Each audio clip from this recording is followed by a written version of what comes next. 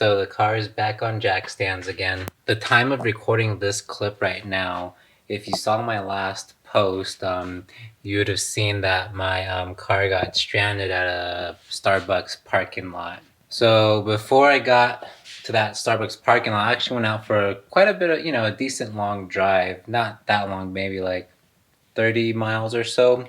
So what happened is, as I was pulling in to the Starbucks, because I actually had my son with me, so we just went around town, and whatnot.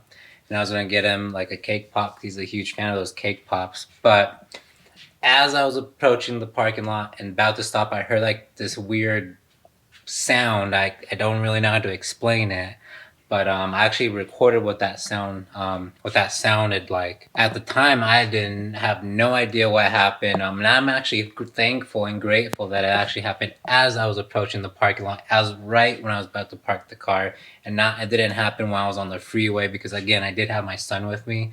So I'm very thankful, and I'm saying it again, that it happened at a great spot and at a parking lot where, we wouldn't be in the way of bypassing cars on both lanes or whatnot. So very grateful that actually happened in the parking lot. At the time, I didn't know exactly what was going on. I figured it was something with the transmission or the drivetrain, because the car wouldn't move anymore, because it would still go into gear. But whenever I would let go of the clutch, it felt like as if the clutch was slipping or something. So it kind of led me to believe either there might be something wrong with the transmission, like I must have broken something, or the clutch, or something went wrong with the clutch. So I was like, man, I really don't want to drop this transmission and see what happened, because I didn't think, or it could have been something like in the axle, in the drivetrain. By the time, I didn't know, because I couldn't get underneath the car, and the sound that it was making is a sound that I've never heard before. I ended up having to call a tow to come get the car. In the time that we were waiting for the tow, my wife did come in, pick up my son, so he took my son back home. So I was stayed at the Starbucks waiting for the tow to arrive. So two things. If you saw my Instagram post, no, nobody from Starbucks reached out to me to sponsor my car.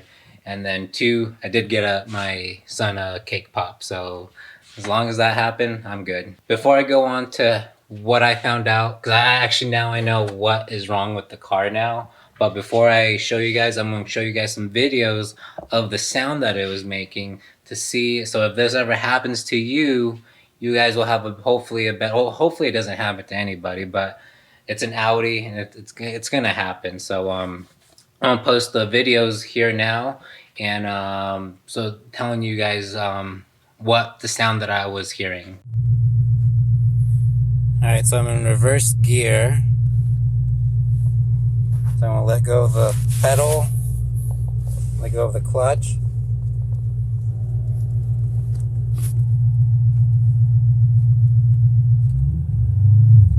Nothing. Alright, so I put it in, first, second gear, nothing happened. I put it in third gear. I let go of the clutch.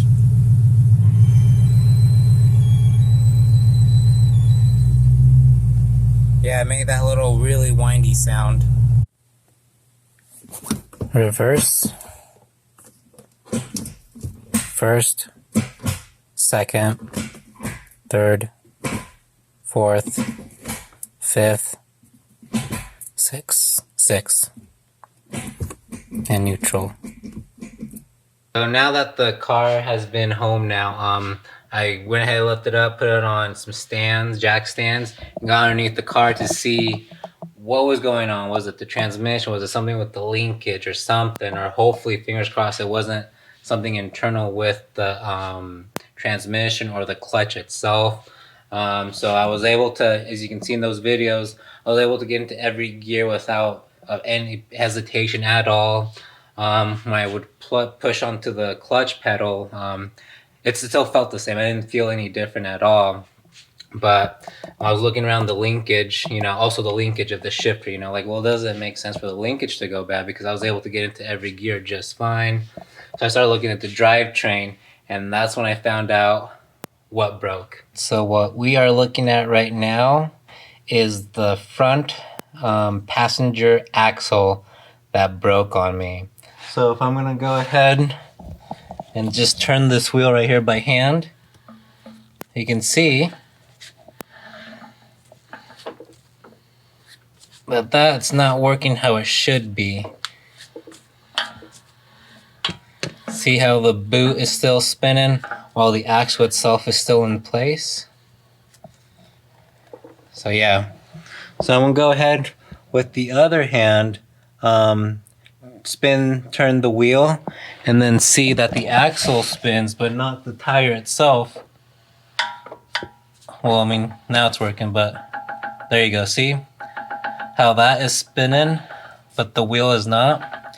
So even though just this one axle broke on me, it pretty much stopped the whole car from being able to move forward or in reverse as well. So just because this one axle, even though it's all-wheel drive vehicle, just because of that, it limits the car from, like I said, moving forward or going in reverse. So that's what broke on me. So that is a huge relief, because I thought it was something with the transmission or the clutch itself. So all I have to replace is this, but because this did go out on me, pretty sure the driver's side, it'll probably happen again. So what I ended up doing is, obviously I purchased the new one for the passenger side, and I went ahead and purchased another axle for the driver's side as well.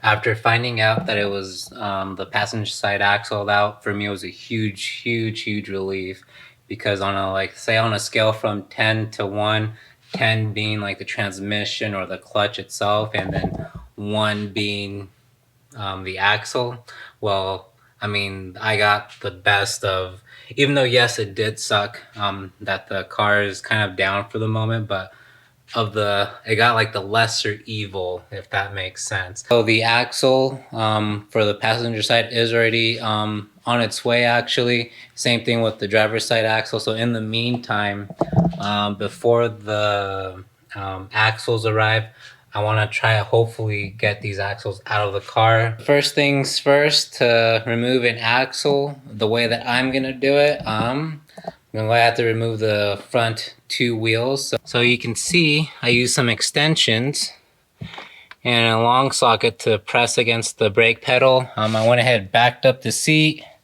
made it long enough. I got some towels here.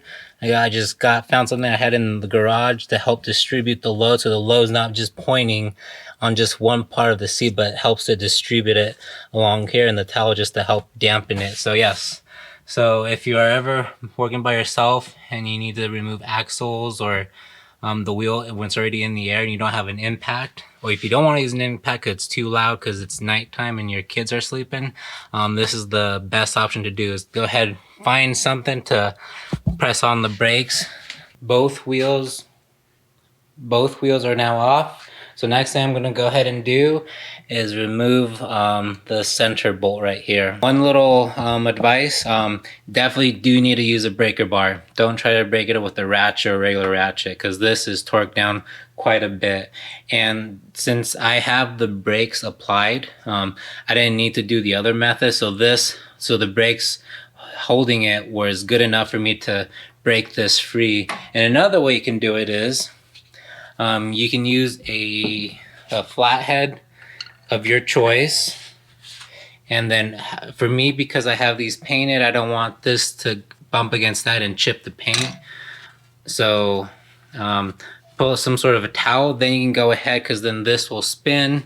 Well, I can't spin it right now because the brakes are applied, but this will spin, hit against this, preventing this from spinning, and you'll be able to break this loose. So again, use a breaker bar, because that is very, very tight torqued. Now that both these bolts on both sides are removed, I'm gonna go ahead, crawl underneath the car again and remove some bolts again underneath the car, and I'll go ahead and show you guys which ones. So right now I'm on the passenger side, so I'm gonna go ahead, it's gonna be the same thing for the driver's side as well. So I'm gonna go ahead, remove the shield real quick, this heat shield, and then after this is out of the way, I'm gonna go ahead and be able to remove these screws right here. So what's gonna happen is, so I'll be able to access these, sure, no problem, but the ones that are on the other side, I'm gonna have to release the brake, spin this so that the bolts on the other side can come down rotate down to this side, apply the brakes again, and then I'll be able to unscrew all the bolts that are on this axle right here. And same thing with the driver's side. I was able to remove the 6 bolts that go per flange. So here I have the passenger side, and right here I have the driver's side. So now that I have the wheel hub bolt out, and I just showed you guys the 6 bolts for the flange are out. So now the flange is easy to move in and out, or it can move freely now. So now there could be 2 ways to do this. One, go ahead and remove, the upper control arms and the steering rod right there, and then have this fall down so it gives you the room to pull this and that towards that direction. Remove this bolt right here, unscrew this, so made sure that it was able to come off. I was able to remove that control arm. So I have this control arm in place for the time being. So if I were to remove this and that, the whole assembly was going to fall this way. And the only thing that's holding it back from falling all the way this way is my brake line and then the sensor right here. So I don't want that to happen. So I wanted the weight to rest onto this control arm. So once that the new axle arrives, I can go ahead and switch everything out real quick because I already have everything loose and ready for the install. And I'm gonna go ahead and do the same thing on the driver's side. This is, you can just hear it. This is the broken part. So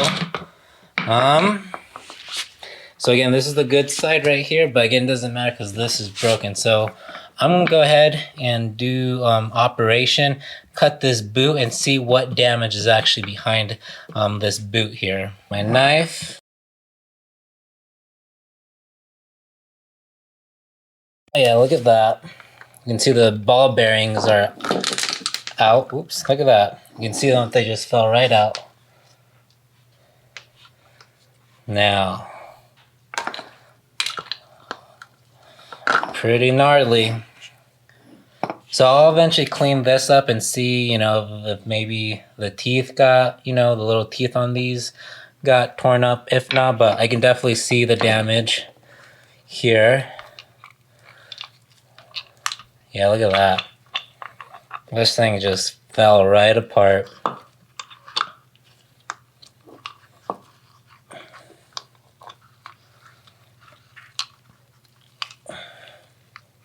Yeah, look at that.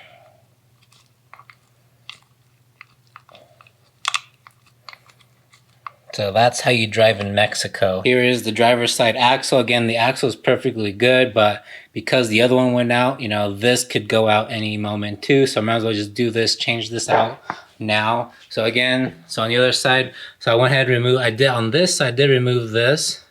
I just left just one of the upper control arms still connected, one still loose. So for right now, I'm doing, like I said before, I'm doing great on time. So I'm gonna call it a night for myself right now and wait until Wednesday until that part arrives. So I'll be able to rest and not work on the car for, till Wednesday. So I'm gonna get some good rest, and I guess we'll pick this up on Wednesday when the axles arrive. As I've mentioned previously, right now I have the upper control arms and the steering rod right now connected just to hold it in place so that this part doesn't fall over. So I'm going to go ahead, remove this stuff right now so I can go ahead, move it towards my direction and be able to install the axle that goes on the passenger side.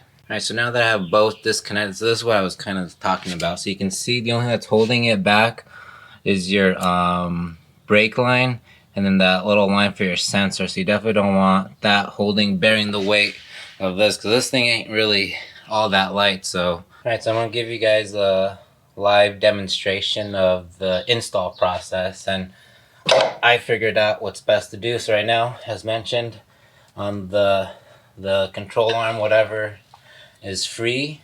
So what you want to do is kind of rotate, because you have more room to access this from here as compared to the front side, because you got the coilovers on the front side.